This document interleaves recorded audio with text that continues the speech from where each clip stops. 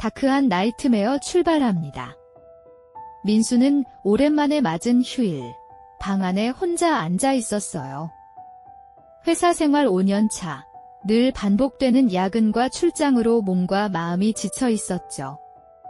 그는 원래라면 늦잠을 자며 쉬어야 했지만 창밖을 바라보는 순간 또다시 오래된 꿈이 떠올랐어요. 바로 엄마와 누나와 함께 마당 있는 전원주택에서 살아가는 소박한 꿈이었죠.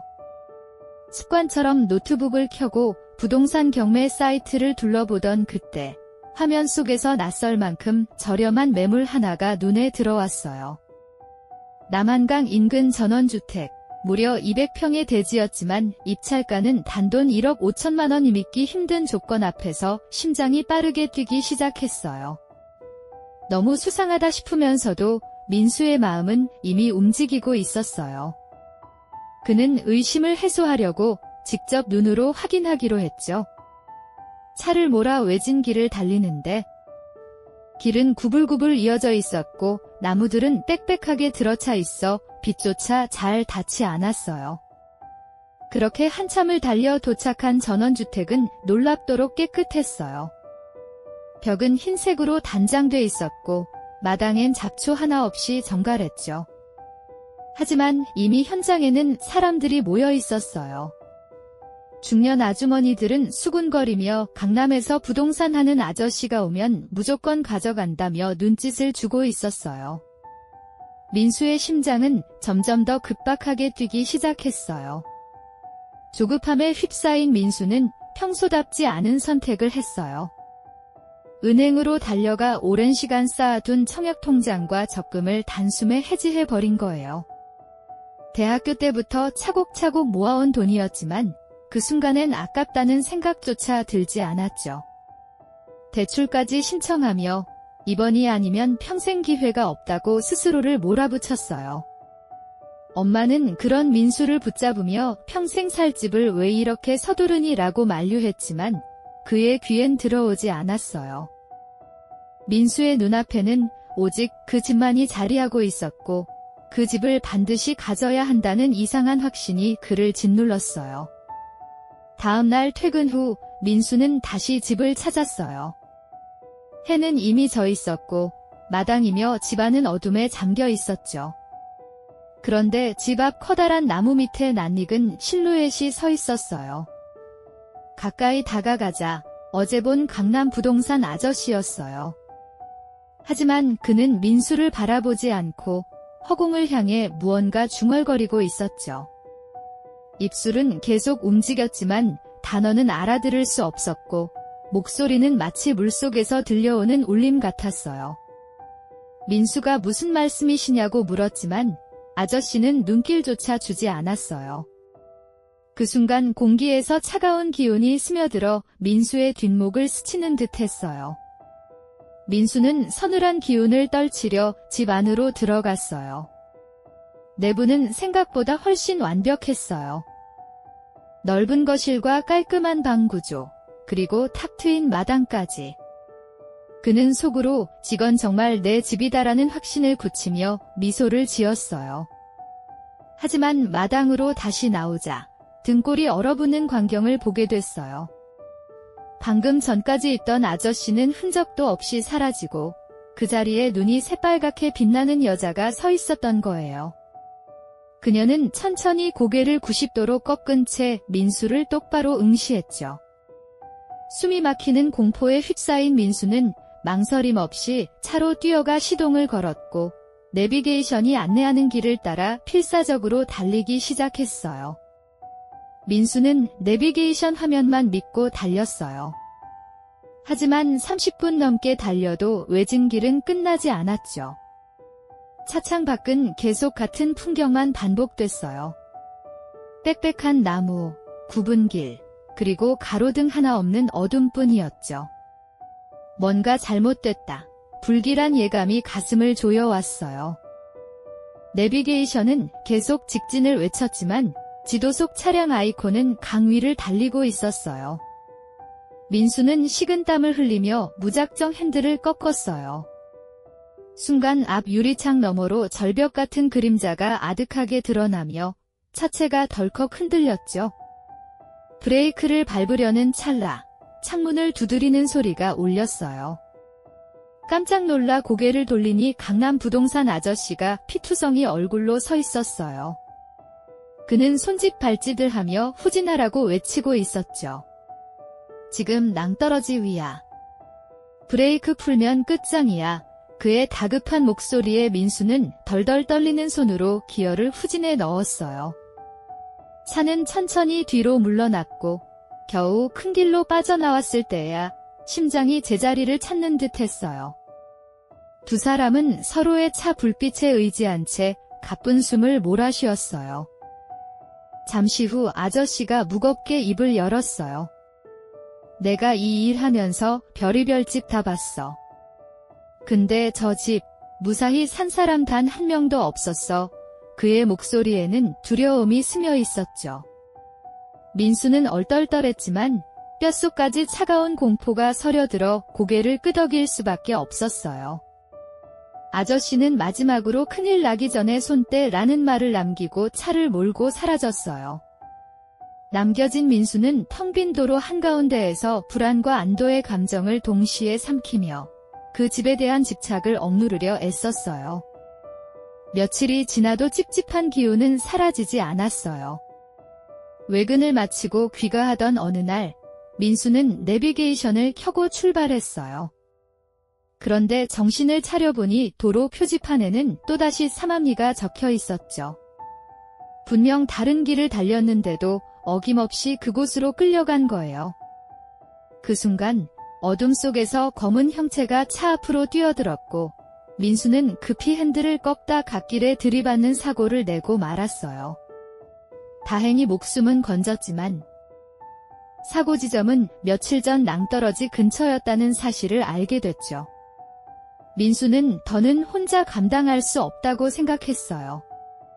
그는 아저씨를 찾아가 무슨 일이 벌어지고 있는지 물었어요. 아저씨는 무거운 표정으로 신당 이야기를 꺼냈죠.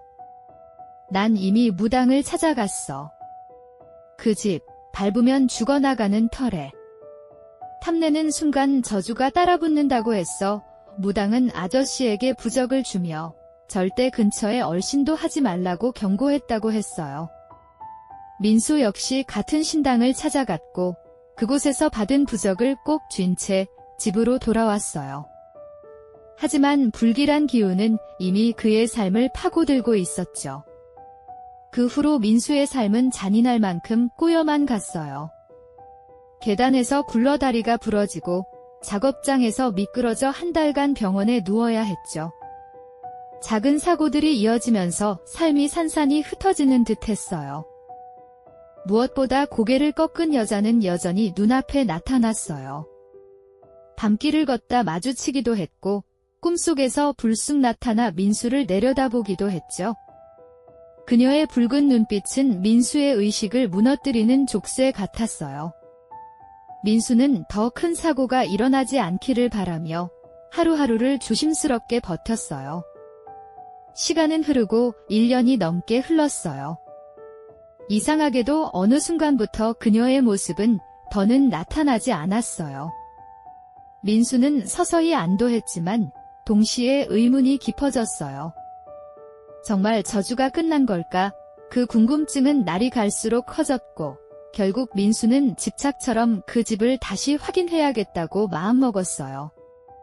그는 스스로를 말리려 했지만 마음속 불씨는 꺼지지 않았어요. 머릿속에선 여전히 내 집이 될 수 있었던 곳이라는 속삭임이 울려 퍼졌죠. 1년 반이 지난 어느 날 민수는 결심을 굳히고 그 집으로 향했어요. 차를 멈추고 기웃거리며 집을 살펴보는데 창문을 두드리는 소리가 났어요. 깜짝 놀라 고개를 돌리니 낯선 청년이 서 있었어요. 그는 자신을 집주인의 아들이라고 소개했어요. 부모님이 반년 전 이 집을 샀다고 말하자 민수의 얼굴은 굳어졌어요. 그 청년의 목소리는 잠시 떨리더니 곧 충격적인 사실을 털어놓았죠. 아버지는 지병으로 집안에서 돌아가셨고 어머니는 저 큰 나무에서 안 좋게 돌아가셨어요. 청년의 말이 끝나는 순간 민수의 온몸에 소름이 돋았어요. 그 집에서 자신에게 닥칠 뻔했던 비극이 실제로 누군가의 현실이 된 거였죠.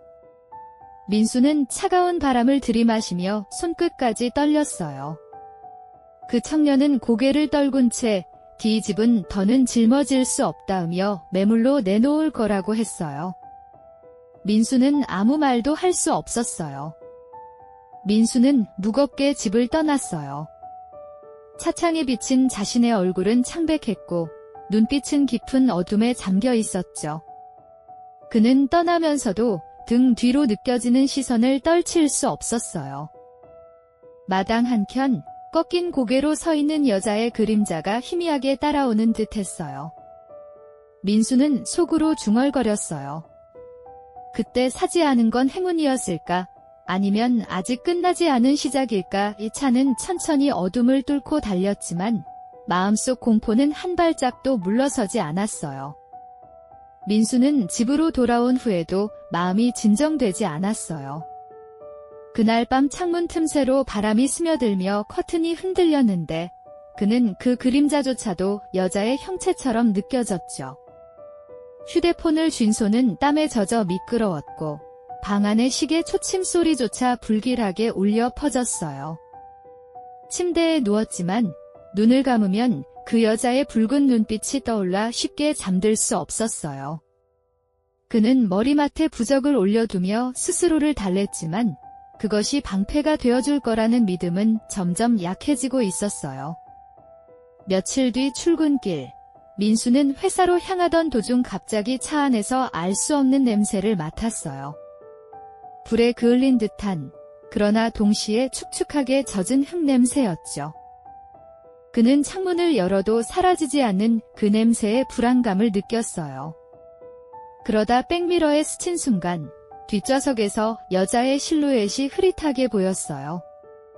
흠칫하며 고개를 돌렸을 땐 이미 사라져 있었지만 차 안은 여전히 싸늘했어요. 도로 위를 달리면서도 그는 손목의 혈관이 도드라질 만큼 핸들을 세게 쥐고 있었어요. 그날 밤 민수는 책상에 앉아 경매 사이트를 다시 열었어요. 그 집은 여전히 매물로 떠 있었고 클릭할 때마다 화면 속 사진은 낯설게 왜곡되는 것 같았어요. 마당의 나무는 화면 밖으로 뻗어나올 듯했고 창문은 안쪽에서 누군가 지켜보는 듯한 착각을 일으켰어요. 민수는 노트북을 덮으며 절대 다시 보지 말자고 다짐했지만 그의 머릿속은 이미 집의 형상으로 가득 차 있었죠. 사람의 욕망은 그렇게 무서운 방식으로 자신을 잡아먹는다는 걸 그는 그제야 깨달았어요. 시간은 계속 흘렀고 민수는 점점 무기력해졌어요. 퇴근 후 방 안에 틀어박혀 창문을 닫아도 바깥에서 들려오는 발소리는 멈추지 않았어요. 가끔은 벽 너머에서 누군가 숨을 고르는 듯한 기척이 들렸죠. 전등을 켜면 소리는 사라졌다가도 불을 끄면 다시 시작됐어요. 그는 전등 스위치를 몇 번이나 반복해 켜고 끄며 불안한 시간을 견뎌야 했어요. 결국 의자에 몸을 묶인 듯 앉아 아무것도 하지 못한 채 어둠 속에서 눈만 굴리는 자신을 발견했어요. 어느 주말 민수는 답답함을 이기지 못하고 차를 몰아 멀리 떠나보려 했어요. 하지만 내비게이션은 이상하게도 경로를 자꾸만 삼암리 쪽으로 틀어주었죠. 분명 다른 주소를 입력했는데도 화면에는 삼암리 표지가 깜빡이며 나타났어요. 민수는 뒷덜미가 서늘해지며 급히 내비를 껐지만 도로 표지판엔 여전히 삼암리 5km가 적혀 있었어요. 핸들을 잡은 손이 떨려 그는 결국 차를 멈추고 한참 동안 고개를 숙인 채 숨을 고르며 돌아갈 용기를 짜내야 했어요. 그 후로 민수는 작은 소리에도 예민해졌어요. 아파트 복도에서 들려오는 발소리가 낯선 사람의 기척으로 느껴졌고 엘리베이터 문이 열릴 때마다 여자가 서 있을까 두려워 눈을 감아버리곤 했죠. 잠을 이루지 못하는 날이 늘어나면서 민수의 체력과 정신은 한계에 다다르고 있었어요. 거울 속 자신의 얼굴은 창백했고 눈 밑은 깊게 패여 있었죠. 하지만 그는 아직도 집에 대한 집착을 완전히 버리지 못한 채 가끔씩 경매 사이트를 들여다보며 손가락을 떨었어요. 어느 날 그는 회사에서 동료들과 함께 야근을 하고 있었어요. 모두가 지친 표정으로 컴퓨터 화면만 바라보는 순간 사무실 창문에 붉은 반점 같은 빛이 스며들었죠. 민수는 순간적으로 그녀의 눈빛을 떠올렸어요.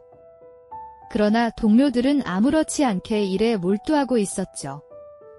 민수만이 그 빛을 보고 있는 듯 했어요. 공포와 혼란이 몰려오자 그는 급히 자리를 벗어나 화장실로 뛰어갔어요.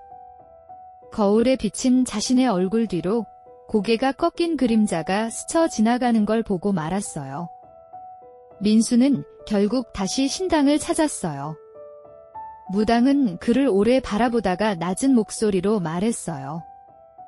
그 집을 탐한 순간부터 넌 이미 걸려든 거야? 다만 지금껏 살아있는 건 부적 덕분이지. 무당은 낡은 종이에 새로운 글씨를 써 내려가며 절대로 다시 삼암리에 가지 말라고 단호히 경고했어요. 민수는 떨리는 손으로 부적을 받아 쥐었고 그 순간마저도 뒤에서 누군가 시선을 꽂아 넣는 듯한 착각에 몸을 움츠렸어요. 그로부터 몇 달이 흘렀을 때 민수는 점점 평온을 되찾는 듯 했어요. 더는 여자의 그림자가 나타나지 않았고 사고도 일어나지 않았어요. 하지만 평온은 곧 호기심으로 바뀌었어요. 정말 끝난 걸까? 그는 스스로에게 물으며 다시 차를 몰아 집으로 향했죠. 오랜만에 마주한 전원주택은 텅 비어 있었지만 낯선 청년이 창문을 두드리며 자신을 소개했어요. 부모님이 반년 전 이 집을 샀다고 말하자 민수의 등골은 서서히 얼어붙기 시작했어요. 청년은 떨리는 목소리로 부모의 죽음을 이야기했어요. 아버지는 집 안에서, 어머니는 마당의 나무에서 생을 마감했다는 거였죠. 민수는 말없이 집을 바라보다 결국 등을 돌리고 떠났어요. 차창 밖으로 보이는 풍경은 여전히 고요했지만 그의 마음은 허공을 떠도는 불안으로 가득했어요. 백미러 너머엔 고개가 꺾인 여자가 희미하게 서 있었어요. 민수는 이를 악물며 마음속으로 되뇌었죠. 그 집은 내 것이 될 수 없었어. 그리고 앞으로도 누구의 것이 되어서는 안 돼. 오늘의 다크한 나이트메어는 여기까지입니다. 끝까지 청취해주셔서 감사합니다.